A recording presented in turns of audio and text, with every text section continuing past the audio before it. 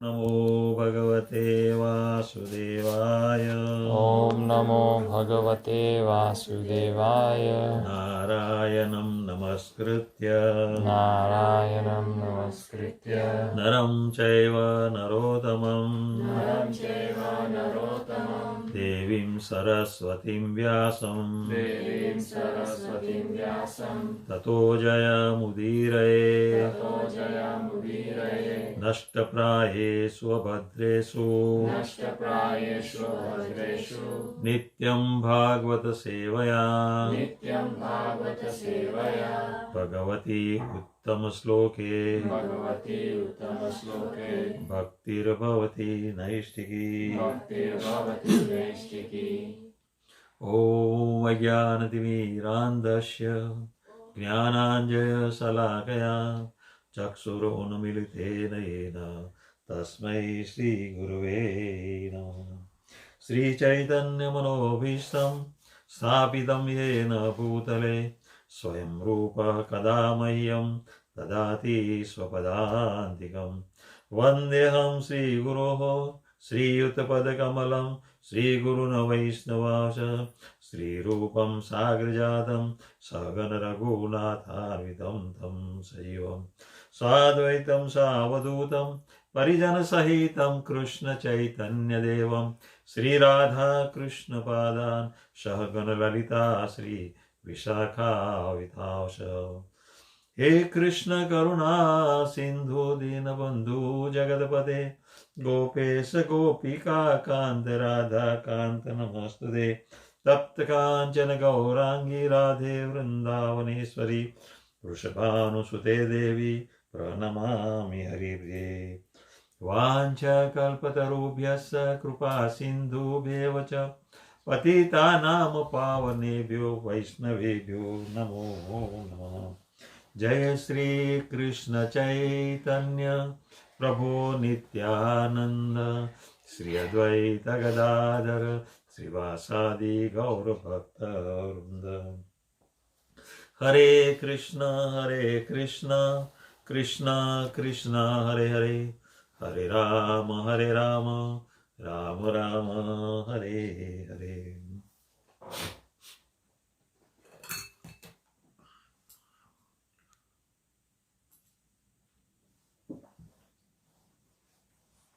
श्रीमद् भागवतम स्कंद 3 अध्याय 7 श्लोक संख्या 2। विदुर उवाच ब्रह्मन् कथं भगवतः चिन्मात्रास्या विकारिणी। ब्रह्म कथं भगवतः चिन्मात्रस्य विकारिणः लीलया चापि उच्चेरन् निर्गुणस्य गुणः क्रिया। विदुर उवाच, अब विदुर जी कह रहे हैं, ब्रह्मण कथम भगवतः चिन्मात्रस्य अविकारिणः। चिन्मात्र यानी आध्यात्मिक। तो विदुर क्या भी प्रश्न पूछ रहे हैं, जब मैत्रेय मुनि विश्वरूप के बारे में और भौतिक तत्वों के बारे में बता रहे थे, और जब उसका जो विश्वरूप के बारे में बताया उसका अंत में ये विदुर जी अभी मैत्रेय ऋषि को प्रश्न कर रहे हैं। क्या प्रश्न कर रहे हैं कि ब्रह्मन् कथम भगवतः चिन्मात्रस्य विकारिणः। भगवान स्वयं संपूर्ण आध्यात्मिक है और अविकारी भी है।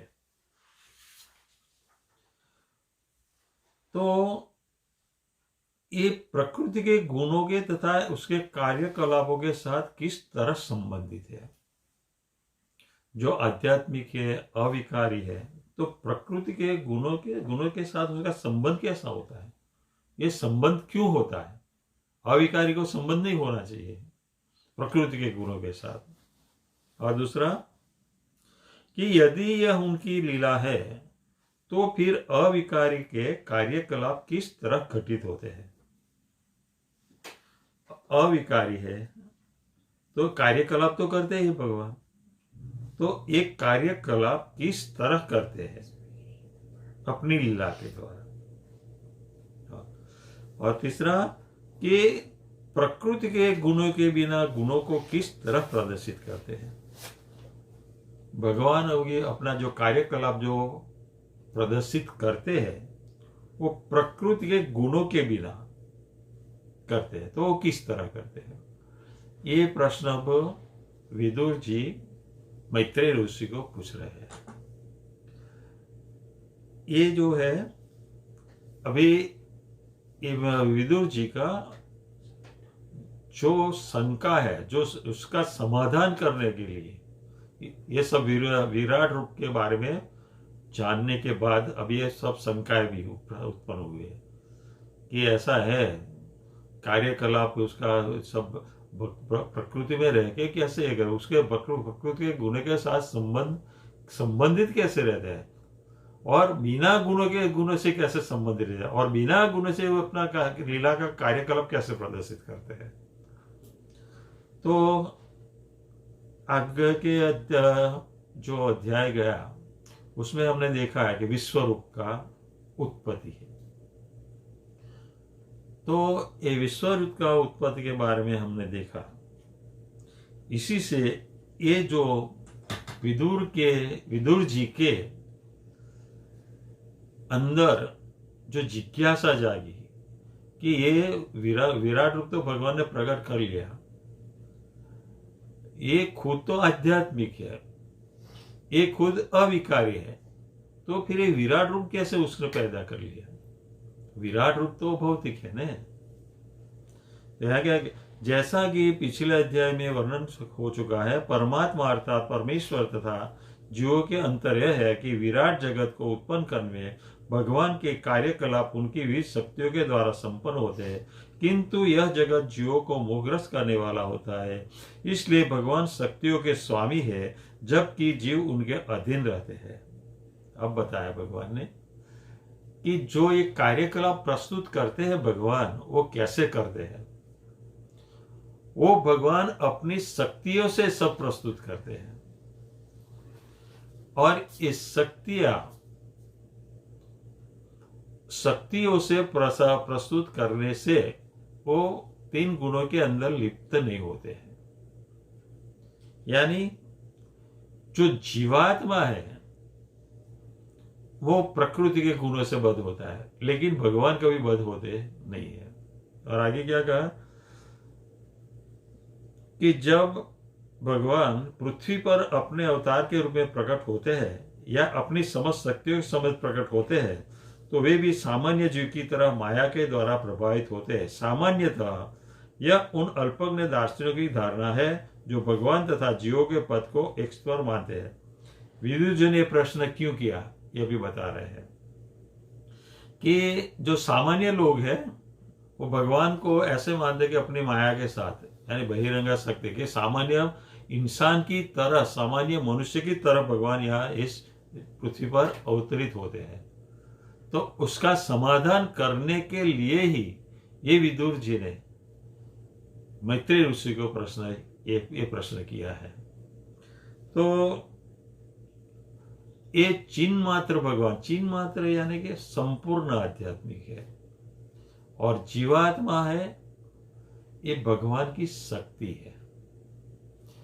तो बहिरंग शक्ति भी भगवान की शक्ति है, अंतरंग शक्ति भी भगवान की शक्ति है, जीव शक्ति भी भगवान की शक्ति है।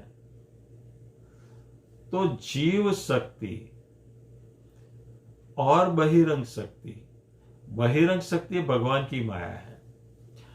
जीव शक्ति, बहिरंग शक्ति माया से प्रभावित होती है, और माया से प्रभावित होने से ये जीव शक्ति स्वयं शक्ति ही है। जैसे कि भगवान शक्तिमान है, तो भगवान शक्तिमान है, लेकिन शक्ति किससे? भगवान से है। शक्ति से भगवान नहीं है, भगवान से शक्ति है। तो ये अंतर है। तो भगवान की शक्तियों को द्वारा ही सब प्रकट करता है।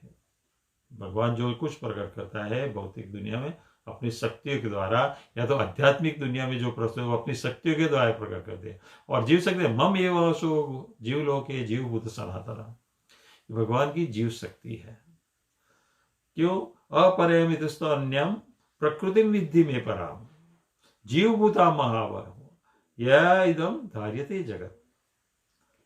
वो भगवत गीता में बताया भगवान की कि जो परा प्रकृति है ना, ये परा प्रकृति यानी जीव का अंश जो है, जीवात्मा भगवान का जो अंश है वो परा प्रकृति है। और वो परा प्रकृति बहिरंग शक्ति से, बहिरंग प्रकृति से प्रभावित होते हैं। अब ये जो भगवान की शक्ति है और बहिरंग शक्ति है, भगवान और शक्ति दोनों में ये डिफरेंट है कि भगवान से शक्ति है, लेकिन जो आध्यात्मिक शक्ति और बहिरंग शक्ति, जो बहिरंग शक्ति से जो है वो अस्थाई है। अस्थाई इसलिए कि उसका नाश होता है, लेकिन उससे पर जो भगवान की आध्यात्मिक शक्ति है, अंतरंग शक्ति है। तो अंतरंग शक्तियों में जो दिव्यता है, दिव्य क्यों है कि ऐश्वर्य वैराग्य यशो अवबोध वीर्य श्रिया कि ये संपूर्ण ऐश्वर्यमय है और संपूर्ण वैराग्य से युक्त भी है। और यशो अवबोध, यश ने संपूर्ण यशशाली है, अवबोध ने संपूर्ण ज्ञान से संपूर्ण है, वीर्य यानी सर्वशक्ति से संपूर्ण है, और श्रिया यानी संपूर्ण सौंदर्य से शक्ति है। तो ये सब भगवान की शक्तियां हैं जो स्थायी है। जो बहिरंगा शक्ति से उत्पन्न होता है वो सब अस्थायी है क्योंकि उसका नाश होता है, लेकिन जो अंतरंग शक्ति से जो उत्पन्न होता है वो सब स्थायी है। क्यों? कि वो संपूर्ण सत्य है, संपूर्ण वैराग्य से युक्त है, संपूर्ण शक्ति से युक्त है, सभी रीते संपूर्ण शक्ति है। इसलिए ये भगवान की अंतरंग शक्ति है वो स्थायी है। और दूसरा, उस शक्तियों को यानी कि भगवान की शक्तियों को और भगवान दोनों को निर्गुण बताया। क्यों? कि उसमें जो भगवान का भौतिक गुणों का लेस मात्र भी रंज नहीं है। उसमें भगवान के जो बहिरंगा शक्ति का गुण का कोई भी इफेक्ट नहीं हो सकता है, क्योंकि वो निर्गुण है, गुण से मुक्त है। और दूसरा, सगुण भी है भगवान। निर्गुण इसलिए है कि गुण से रहित है, भौतिक गुणों से रहित है, भौतिक गुणों से रहित है, लेकिन सगुण है भगवान।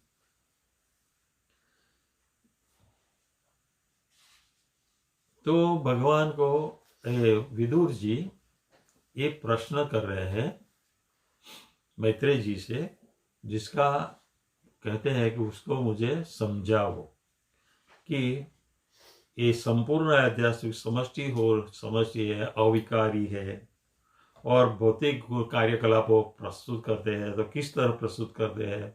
अगर वो लीला से प्रस्तुत करते हैं तो अविकारी कार्यकलाप कैसे घटित होते हैं, और प्रकृति के गुणों के बिना गुणों को प्रस्तुत करता है। यानी अभी मैंने बताया कि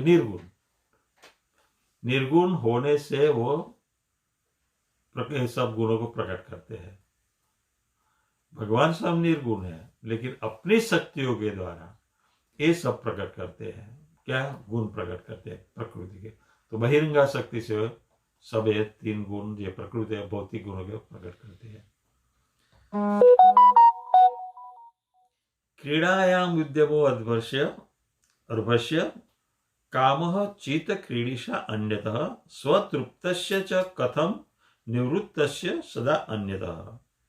क्रीडायाम, एक बालक होता है, उसको दूसरा जब बच्चे खेलते हैं, बालकों खेलते हैं, तो उसको भी उत्सुकता होती है कि मैं वो सब बच्चों के साथ खेलूं।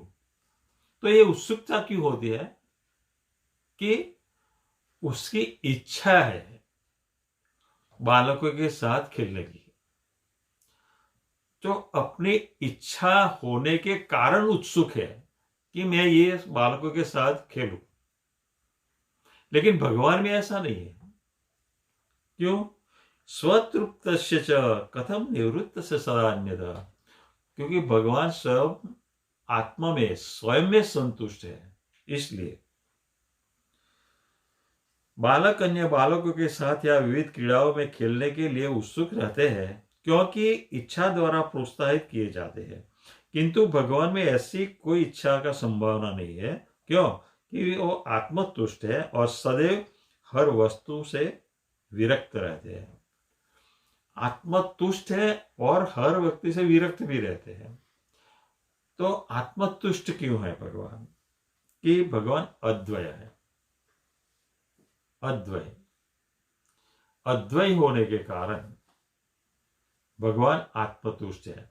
क्योंकि सब अद्वय होने के कारण सभी वस्तु अपने आप में स्थित होती है भगवान के अंदर ही। तो बाहर उसको प्रकट करने की और बाहर की उसको किसी से प्राप्त करने की कोई उसको इच्छा होनी ही नहीं चाहिए। तो आत्मा अद्वय है, इसलिए भगवान को ये इच्छा नहीं। और अंदर आत्मतुष्ट होने के कारण ही विरक्त है। हम गोपियों के बारे में से देखते हैं कि भगवान ने गोपियों के साथ रासलीला की, वो किया सब। जो भक्त नहीं है वो अलग ढंग से सोचते हैं। लेकिन उसको सोचना चाहिए कि भगवान तो आत्मतुष्ट है, अद्वय है। भगवान को किसी की कुछ जरूरत नहीं है। सभी भगवान के अंदर ही है सब। तो फिर ये लीला को अलग ढंग से सोचने की कोई जरूरत ही नहीं है। भगवान अपने भक्तों को प्रेम देता है। भगवान अपने भक्तों को प्रेम इसलिए देता है कि भक्त लोग भगवान को प्रेम करते हैं। वो आदान प्रदान की क्रिया है। भगवान को किसी की कुछ जरूरत नहीं है, वो तो खुद आत्मतुष्ट है। तो ये भगवद गीता का मया ततम इदम सर्वम जगत अव्यक्त मूर्तिना, कि ये सब मुझ में ही स्थित है। मया ततम इदम जगत अव्यक्त मूर्तिना, ये मेरा सब निर्गुण रूप है ना, अव्यक्त रूप, उससे ही सब प्रकट होते हैं। और मस्थानी सर्वभूतानि न च तेषु अहम अवस्थितः, जो सब कुछ है मुझ में ही है, लेकिन मैं किसी भी प्रकार उसमें लिपित नहीं होता हूं। तो जो विराट रूप की स्थिति है ना, वो भगवान का निर्गुण रूप से प्रकट हुआ है। वो भगवान के निर्गुण रूप से प्रकट हुआ है। इससे हमको दिखा जाएगा वो आसक्त है भगवान है, तो भगवान की आसक्ति देखा है। फिर भी भगवान उसमें नहीं होते हैं, तो इसे विरक्त है। तो ये अचिंत्य भेदाभेद है। भगवान आसक्त भी है, भगवान विरक्त भी है। अस्त्राक्षित भगवान विश्वम गुणमया आत्ममाया तया संस्थापयति एतद्भूय प्रत्यभिदास्यति।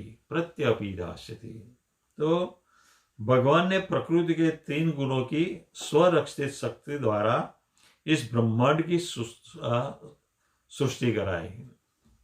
तो ब्रह्मांड की सृष्टि कैसे कराई भगवान ने? कि प्रकृति के 3 गुणों के द्वारा कराई है, और उसी के द्वारा सृष्टि का पालन करते हैं। सृष्टि को उत्पन्न तो करवाया अपनी शक्ति से, उसी तरह उसका पालन भी करते हैं और पुनः पुनः उसको विलय भी करते हैं। तो भगवान ने सृष्टि की रचना क्यों की? अगर उसको उत्पन्न करना है, उसका पालन करना है, फिर उसको नाश करना है, तो फिर सृष्टि की उत्पत्ति क्यों की? भगवान के लिए।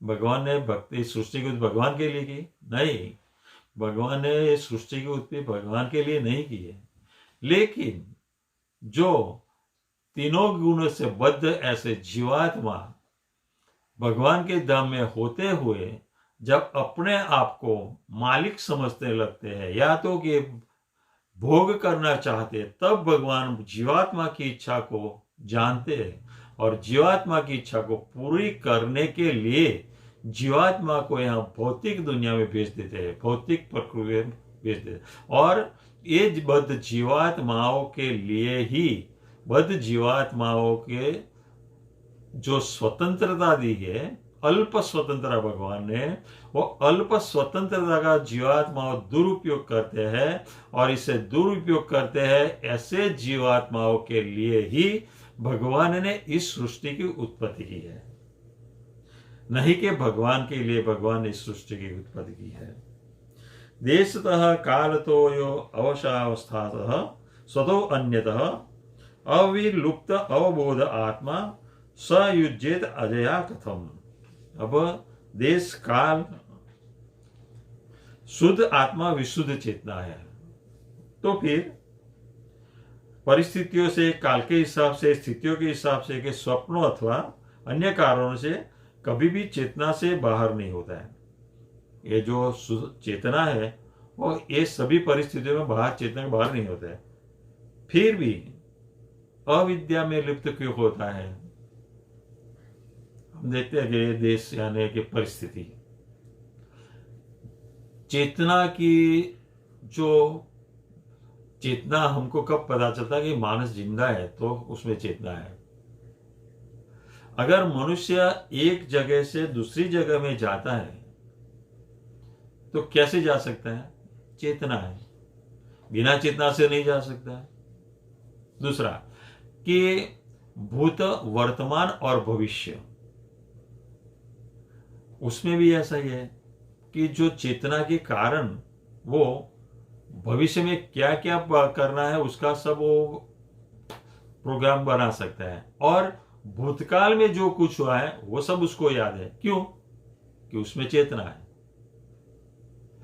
ऐसा सब कुछ होने पर भी, कि विशुद्ध चेतना होने पर भी ये अविद्या में क्यों लिप्त हो जाता है, यानी कि भौतिक प्रकृति में क्यों लिप्त हो जाता है तो शुद्ध चेतना, विशुद्ध चेतना, तो उसको भौतिक प्रकृति में विलिप्त हो जाना नहीं चाहिए, यानी कि माया में आ जाना नहीं चाहिए। तो ऐसा क्यों होता है? ये विदुर जी मैत्रेय ऋषि को पूछ रहा है। लेकिन ये जो चेतना है ना, ये कैसे है कि जो जीव की चेतना है, और जीव की चेतना खोने के कारण, यानी कि जीव खुद भगवान की शक्ति है। इस भगवान की शक्ति को जब बहिरंग शक्ति पराभूत करती है, तो पराभूत होने से जीवात्मा की चेतना, यानी कि जीवात्मा बहिरंग शक्ति के संग में आने से उसकी चेतना पराभूत होती है।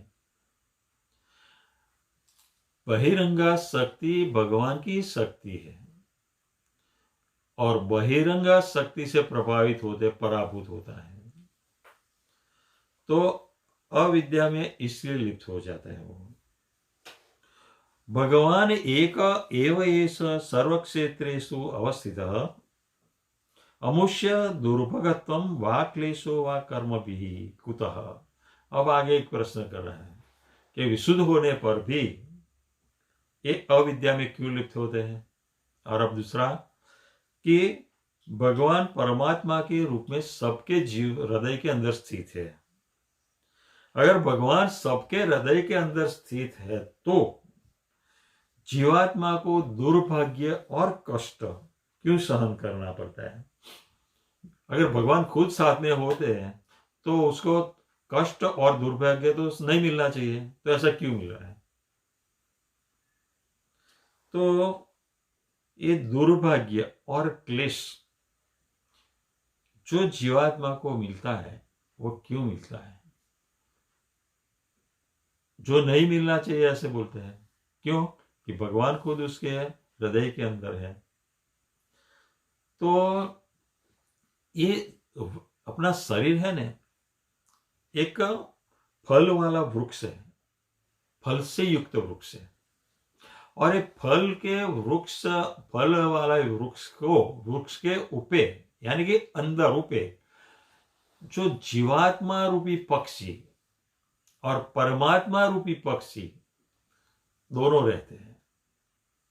जो जीवात्मा रूपी पक्षी है, जो वृक्ष रूपी जो फलवान वृक्ष है, उसका फल को आरोपता है यानी कि खाता है। लेकिन जो परमात्मा रूपी जो पक्षी है ना, वो फल को आरोपता नहीं है, खाता नहीं है, लेकिन वो परमात्मा रूपी पक्षी जीवात्मा रूपी पक्षी का साक्षी के रूप में रहते हैं।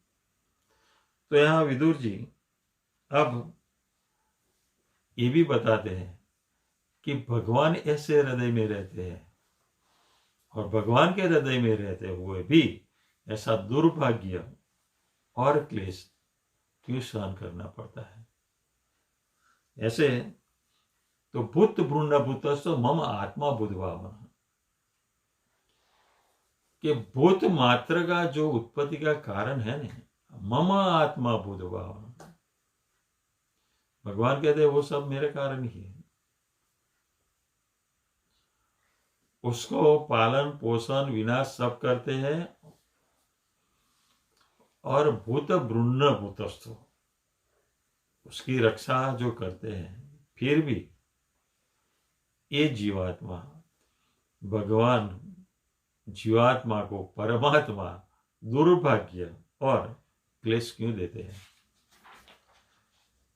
एतस्मिन् मनो विद्वान् खिद्यते अज्ञान संकटे तन्न परानुद विभो कस्मलम मानसम महतः। अब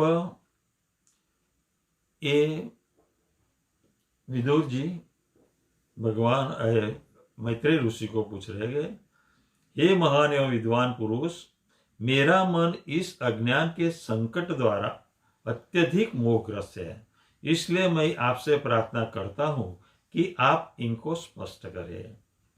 ये सब प्रश्न पूछने के बाद विदुर जी मैत्रेय ऋषि को बता रहे हैं कि ये मेरी शंका है, यानी कि ये ऐसा सब क्यों है, तो उसको स्पष्ट करो, कि उसको मुझे समझाओ कि ऐसा क्यों है। श्री शुक उवाच स इत्थं चोदितः क्षत्रा तत्त्वा जिज्ञासुना मुनिः प्रत्याह भगवच्चित्तः स्मयन् एव गतस्मयः। अब सुखदेव गोस्वामी कह रहे हैं कि हे राजा परीक्षित, इस तरह जिज्ञासु विदुर द्वारा विक्षुब्ध किए गए मैत्रेय सर्वप्रथम आश्चर्यचकित प्रतीत हुए, किंतु इसके बाद उन्होंने बिना किसी हिचक के उन्हें उत्तर दिया, क्योंकि वे पूर्ण रूपेण इस भावना भावितः। कि परीक्षित राजा को बता रहे हैं सुखदेव गोस्वामी कि इस तरह जब विदुर जी ने ये मैत्रेय ऋषि को जब प्रश्न पूछा, तो उसी टाइम विदुर जी यानी कि मैत्रेय जी एकदम आश्चर्यचकित हो गए। ये आश्चर्यचकित हो, लेकिन टेम्पररी, थोड़े टाइम के लिए, फिर अपने आप को संभाल लेते हैं कि जो भगवान के भक्त है ना, वो भगवान के बारे में कुछ ना कुछ तो जानते हैं, भगवान के बारे में कुछ ना कुछ तो पता है। क्यों? यस्मिन् विज्ञात सर्वम एव विज्ञातम भवति, यानी कि भगवान के भक्त भगवान के बारे में कुछ ना कुछ तो जानते हैं। क्यों? कि भगवान का भक्त भगवान की भक्ति करता है, भगवान की भक्ति करता है, इसलिए भगवान की कृपा होती है, भगवान की कृपा होती है तो भगवान किसी भी जटिल से जटिल प्रश्न का भी उत्तर, ये भक्त किसी भी जटिल प्रश्न का उत्तर दे सकता है। क्यों? कि भगवान की भक्ति के कारण भक्त को भगवान की कृपा प्राप्त है। भगवान की कृपा जब तक प्राप्त नहीं होती है तब तक भक्त भगवान के बारे में कुछ नहीं बता सकता है। यानी कि ये भक्त है ना, बाहर से एक सामान्य लगता है, और जो अभक्त है या तो जो नए भक्त है वो यानी कोई ये अभी भक्ति कर रहे हैं, वो भगवान को भक्त को कभी भी नहीं जान पाएंगे। वो लोगों के ऊपर से मूर्ख लगता है, सामान्य लगता है कि ये क्या क्या जानता, लेकिन नहीं, उसकी भक्ति से भगवान की कृपा उस पर है, और एक भगवान की कृपा से भगवान के बारे में सब कुछ जानता है। तो हमें जो भगवान के भक्त है उसको कभी सामान्य मत समझो, भगवान के भक्त के संग में रहो। भगवान की भक्ति आपको भी भगवान के भक्त से प्राप्त होगी। हम देखते हैं कि नहीं, उसका प्रवचन तो अच्छा नहीं है। अरे अच्छा क्या नहीं है, वो जो बताता है तुमको भी पता नहीं है, और जो बताता है वो क्या बताएगा वो आपको पता भी नहीं चलेगा। अगर बताता है तो ऐसा बताएगा कि आपने कभी सुना भी नहीं होगा या तो कभी सोचा भी नहीं होगा। जैसे भगवान की शक्ति अचिंत्य होती है, ऐसे ही भगवान के भक्त जो प्रवचन करते हैं वो भी अचिंत्य होते हैं। इसलिए भगवान का संग चाहिए ही चाहिए। मैत्रेय उवाच, अब मैत्रेय क्या बता रहे हैं? सायं भगवतो माया यत नयेन विरुध्यते ईश्वरस्य विमुक्तस्य कार्पाण्यम उत बंधनम। अब भगवान ये मैत्रेय ऋषि जो 6 क्वेश्चन जो प्रश्न पूछे हैं विदुर जी ने, उसका जवाब दे रहे हैं एक के बाद एक। सायं भगवतो माया यत नयेत विरुध्यते। मैत्रेय ने क्या किया कि कुछ बद्धजीव यह सिद्धांत प्रस्तुत करते हैं कि परब्रह्म या भगवान को माया द्वारा जीता जा सकता है, किंतु साथ ही उनका यह भी मानना है कि वे अबद्ध है। यह समस्त तर्क के विपरीत है। अब ये माया से जो बद्ध होते हैं ना, वो बद्ध जीव है, और वो बद्ध जीव क्या कहते हैं कि पर ब्रह्म यानी भगवान है वो माया से जीता जा सकता है। ऐसे तो भगवान माया के द्वारा जीता नहीं जा सकता, लेकिन ये बद्ध जीव ऐसा सोचता है कि माया के द्वारा जीता है। और दूसरा ये भी कहते हैं कि वो अबद्ध है। एक तरफ कहते हैं कि माया से जीता जाए, दूसरी तरफ से कहते हैं अबद्ध है। तो दोनों विपरीत कैसे हो सकते हैं? तो ऐसा तो है कि भाई जो सब भगवान है ना 100% आध्यात्मिक है, बराबर। ये माया से लिपे नहीं जाते, क्योंकि वो जो माया शक्ति है ना खुद भगवान से उत्पन्न, भगवान से ही उत्पन्न।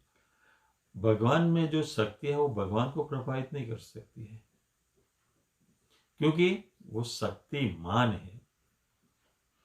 और शक्ति और शक्तिमान में एक तफावत है कि शक्ति कभी शक्तिमान को प्रभावित नहीं कर सकती है।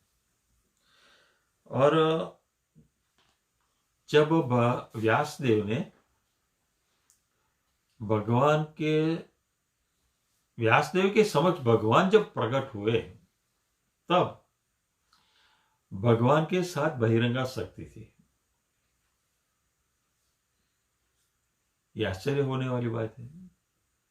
भगवान शक्ति माया शक्ति से लिप रहते हैं, और यहां तो बताया कि भगवान के साथ प्रकट हुए थे, माया शक्ति के साथ, बहिरंगा शक्ति के साथ प्रकट हुए थे। तो यह ने श्री विश्वनाथ चक्रवर्ती और श्री जीव गोस्वामी उसको बहुत अच्छी तरह से समझाते हैं कि ये बहिरंगा शक्ति भी भगवान की एक शक्ति है,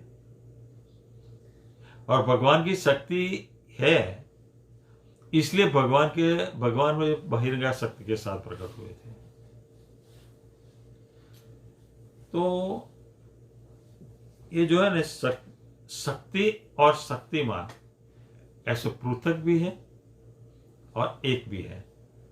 शक्तिमान की सिवा शक्ति नहीं है, लेकिन शक्ति और शक्तिमान पृथक पृथक भी है। तो अपनी शक्तियों से जो ऐश्वर्य प्रकट करते हैं भगवान, और वो ऐश्वर्य अलग अलग रूप में प्रकट करते हैं। यह प्रश्न ये है कि भगवान माया के द्वारा जीता जाता है। यहां ये विश्वनाथ चक्रवर्ती और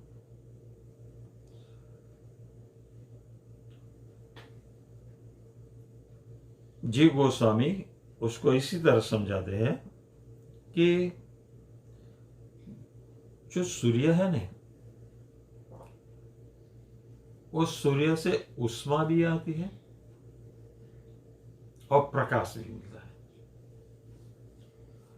जैसे सूर्य से उष्मा और प्रकाश मिलते हैं, जो उष्मा और प्रकाश है उसका विभिन्न अंग है, इसी तरह भगवान और भगवान की शक्तियां, भगवान से भगवान की शक्तियां आता है। सूर्य से ही ये उष्मा और ये प्रकाश मिलता है, उसी तरह भगवान से ही भगवान की शक्तियां प्रकट होती है। ये प्रकाश और उष्मा वो सूर्य नहीं है। तो इस सूर्य से बादल भी प्रकट होता है, बारिश भी होती है, हिमपात भी होता है, और अंधेरा भी हो जाता है। जब सूर्य अकेला होता है ना, तो किसी को तकलीफ नहीं होती है, सब खुश रहते हैं। लेकिन जब बादल या हिमपात वो कुछ हो जाता है तो सब विचलित हो जाते हैं। हाँ, ये सब उत्पन्न तो सूर्य से ही हुए हैं। चाहे बादल हो, चाहे हिमपात हो, चाहे अंधेरा हो। तो हमें इससे समझना चाहिए कि माया शक्ति से भगवान कभी आवृत नहीं होते, यानी कि पराभूत नहीं होते हैं। कैसे कि जो भगवान की शक्तियां हैं वो भगवान को कभी भी पराभूत नहीं कर सके, और भगवान की बहिरंगा शक्ति वो माया है, तो भगवान इस माया से कभी भी पराभूत नहीं हो सकते हैं। पराश्य शक्ति विविधैव श्रूयते, जो जब है भगवान की अलग अलग शक्तियों ये सब करती है। तो ये भगवान जैसा बहिरंग शक्ति है उसको अविद्या भी बोला जाता है। कि अविद्या क्या है? बहिरंग शक्ति, बहिरंग शक्ति को अविद्या, क्योंकि जीवात्मा को अपने विद्या को यानी अपने ज्ञान को ढककर अविद्या में डाल देते हैं, यानी कि माया से बद्ध कर देती है।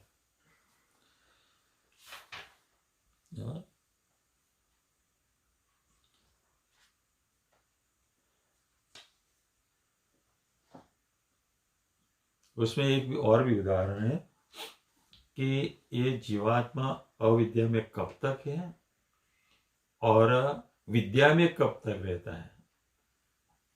तो ये अग्नि होता है ना, तो अग्नि के साथ स्फुल्लिंग भी रहता है। इस स्फुल्लिंग जब तक अग्नि के अंदर रहता है तब तक प्रकाशित रहता है, यानी कि जो जीवात्मा है वो परमात्मा के ध्यान में है, तो परमात्मा में एक रूप रहता है, परमात्मा की भक्ति में रहता है तब तक जीवात्मा प्रकाशित रहता है।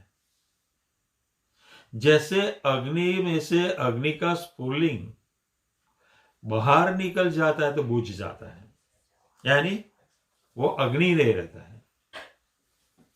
उसी तरह जीवात्मा जब अग्नि रूपी परमात्मा से यानी भगवान से अलग हो जाता है तो अपनी जो पहचान है वो विनष्ट हो जाती है।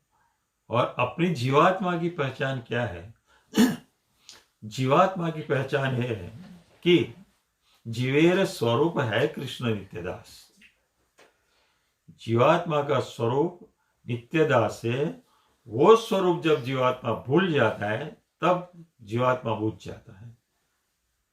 लेकिन जब वो सोचता है कि मैं हकीकत में परमात्मा का अंश हूं तो अपनी शक्ति कायम रहती है, वो प्रकाशित ही रहता है।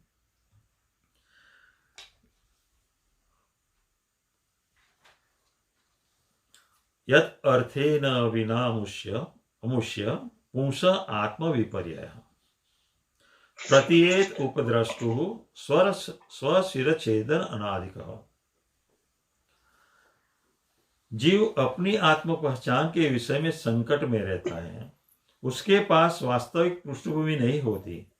ठीक उसी तरह जैसे स्वप्न देखने वाला व्यक्ति यह देखे कि उसका सिर काट लिया गया है। तो ये स्वप्न की बात कर रहे हैं। जीवात्मा की स्थिति क्या है कि एक बालक बहुत तूफान करता है तो उसका शिक्षक है उसको कहता है कि मैं तेरा सिर काट के टांग दूंगा और वो सिर टांगा हुआ वो विद्यार्थी देख सके। तो वो जो बालक तूफान करते तूफान वो ठीक हो गया, शांत हो गया। तो ये बालक अपना सिर काटा हुआ और जो टांग दिया है उसको देख रहा है। क्या ऐसा हो सकता है? अपना सिर कट गया और हम खुद उसको देख से हो सकता है? नहीं। क्यों? कि अगर सिर काट दिया है तो हम देख ही नहीं सकते ना, फिर भी देख रहा है। अगर वो फिर भी देख रहा है वही उसका भ्रम है। ये जो भ्रम की हम बात करते हैं कि हम माया में आके भ्रम में हो गए, ये भ्रम हमारा ऐसा है कि हम स्वप्न में भी ऐसे ही देखते रहते हैं कि हमारा सिर कट गया है, ये है। तो स्वप्न भी एक भ्रम है। स्वप्न क्यों भ्रम है? कि जिसका अस्तित्व नहीं है उसको हम देख रहे हैं। जिसका अस्तित्व नहीं है वो अस्तित्व को हम स्वप्न में सच मान रहे हैं। लेकिन हम नींद से जाग जाते हैं, स्वप्न ही नहीं रहता है। हम नींद से जागते नहीं है, सिर्फ स्वप्न में ही रहते हैं। 24 घंटा स्वप्न में रहते हैं और अपने सिर को काटा हुआ देखते ही रहते हैं, जो नहीं देखना चाहिए। क्यों? कि काटे हुआ सिर कभी देख नहीं सकते। ये सब माया है भगवान की। तो हम ये सब जीव अपनी आत्म पहचान के संकट में रहता है कि उसके पास वास्तविक पृष्ठभूमि नहीं होती। ठीक उसी तरह से स्वप्न देखने वाला व्यक्ति देख के उस सर काट लिया। बस जीवात्मा की यही पहचान है। दैवी ही ऐसा गुणमयी मम माया दुरत्या माया माम एवं प्रपद्यन्ते माया मिताम तरन्ति ते। ये सब क्यों होता है? दैवी ही ऐसा गुणमयी मम माया दुरत्या। ये भगवान की माया, देवी माया ही ऐसी है। कैसी है? 3 गुणों से युक्त है और 3 गुणों से युक्त होने से ये हमको स्वप्न में या काटे हुए सिर की तरह देखते रहने के लिए ये सब बताते हैं। कि काटे हुए सर को वो देख रहा है। ये क्यों? दैवी गुणमयी माया इसके कारण हम ऐसे कहते हैं। लेकिन हमको क्या करना चाहिए? मामेव प्रपद्यन्ते मायामितां तरन्ति ते। हमको भगवान के शरण में जाना चाहिए। भगवान कहते हैं कि जो मेरे शरण में आता है ये माया को पार कर लेता है। यथा जले चंद्रमस कंपादि तत्कृतो गुणः दृश्यते अशन अपि द्रष्टु आत्मनो अनात्मनो गुणः। यानी जिस तरह जल में प्रतिबिंबित चंद्रमा जल के गुण से संबंध होने के कारण देखने वाले को हिलता हुआ प्रतीत होता है, उसी तरह पदार्थ से संबंध आत्मा पदार्थ के ही समान प्रतीत होता है। अब यहां बताया है ये जो चंद्रमा है ना, आकाश के अंदर स्थित होता है। तो चंद्रमा है ये स्वयं भगवान है, और वो आकाश के अंदर स्थित रहते हुए भी जब जल के गुणों के साथ जल में प्रतीत होता है उसका, तब जो जल के अंदर चंद्रमा दिखाई देता है ना, वो हिलता हुआ मालूम होता है। उसमें कंप, यहां बताया नहीं, कंपादि तत्कृतो गुणः। जल का गुण के साथ जो प्रतिबिंब है ना, वो अपना जीवात्मा है। चंद्र स्वयं भगवान है और जो प्रतिबिंब है वो जीवात्मा है। जीवात्मा माया शक्ति से बद्ध होने से वो क्या अचल यानी अरे चंचल रहता है, उसकी चंचलता दिखाता है। भगवान इतना है, भगवान स्थिर ही है। लेकिन जो प्रतिबिंब है, प्रतिबिंब का कारण चंद्र का किरण है। चंद्र का किरण से ही प्रतिबिंब होता है। उसी तरह जो भगवान है वो चंद्रमा की तरह है, और जो जीवात्मा है उसकी शक्ति है। जो शक्ति को भी हिलना नहीं चाहिए। क्यों?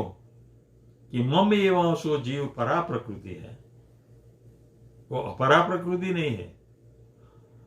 अब ये जल के गुणों से चंद्रमा की किरण हिल रही है, उसी तरह हम माया के गुणों से बद्ध होने से हम चक्कर लगा रहे हैं, हम भी हिल रहे हैं।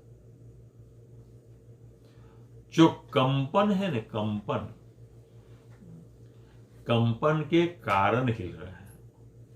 लेकिन वही जल जब स्थिर हो जाता है तो उसमें, इस जीवात्मा में, इस चंद्र में कंपन नहीं रहती है पानी के अंदर। उसी तरह अगर जीवात्मा भगवान की सेवा में लग जाता है तो उसकी भी कंपन चली जाती है। हमें समझना चाहिए कि इस चंद्र का जो उदाहरण दिया है बहुत बढ़िया है, कि भगवान चंद्रमा की तरह है, और जो पानी के अंदर दिखाई देने वाला चंद्रमा है वो जीवात्मा है।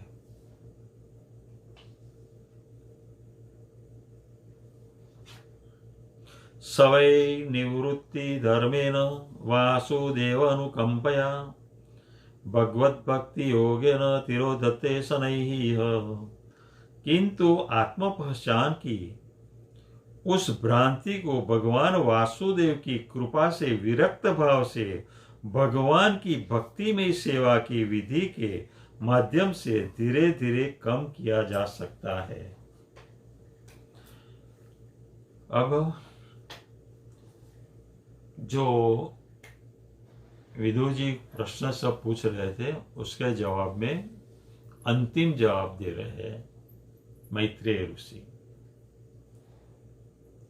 कि माया क्या है, माया के गुणों क्या है, भगवान के गुण क्या है, भगवान गुण है कि निर्गुण है कि सगुण है, सगुण है, वो सब जवाब देते देते अब लास्ट में आ गए कि मैंने तुझे सब तो बता दिया उसके बारे में, लेकिन अब तुझे क्या करना है वो मैं बताता हूं। आत्म पहचान की उस भ्रांति को भगवान वासुदेव की कृपा से विरक्त भाव से भगवान की भक्ति में सेवा की विधि के माध्यम से धीरे धीरे कम किया जा सकता है। वो सब जो माया के जो बारे में आपने पूछा, उसी से निकलना चाहिए, और उसी से अगर तुमको निकलना है तो उसका एक ही रास्ता है, और वो है भगवान की भक्ति। तो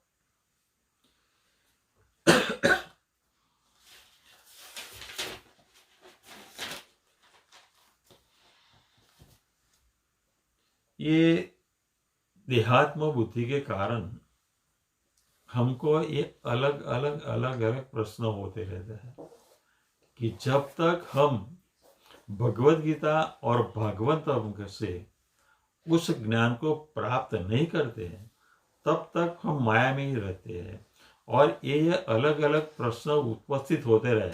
और कितने आदमी ऐसा, भगवान है उसका क्या प्रमाण है, हम नहीं मानते हैं। अरे तुम कौन मानने वाले हो?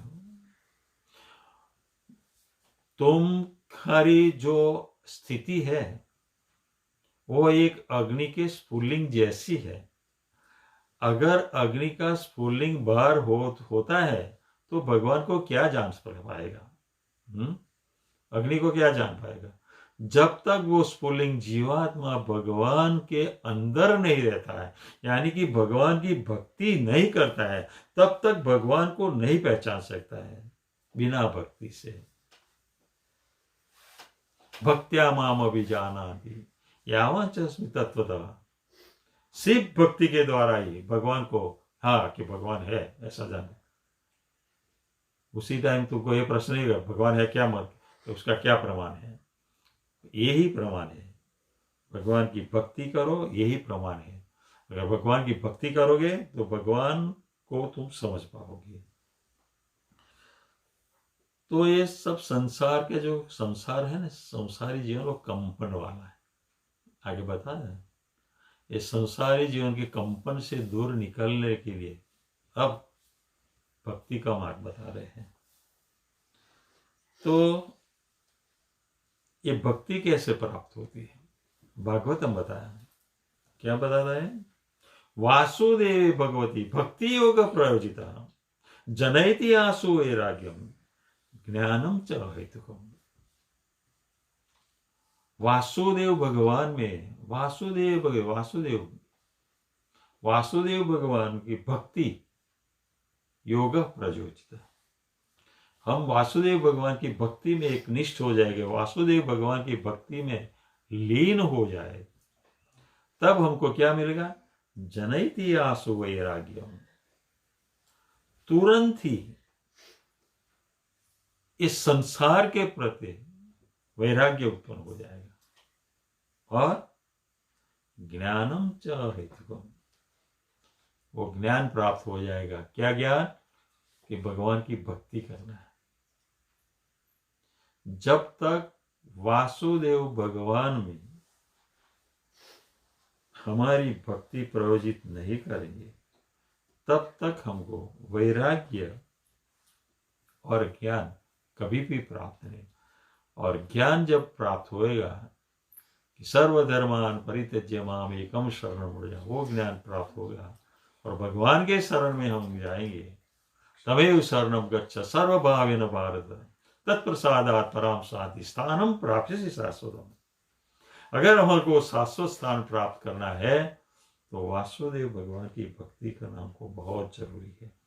और यही बात विदुर जी को मैत्रेय ऋषि बता रहे हैं। हम आगे बाद में देखेंगे। हरे कृष्ण।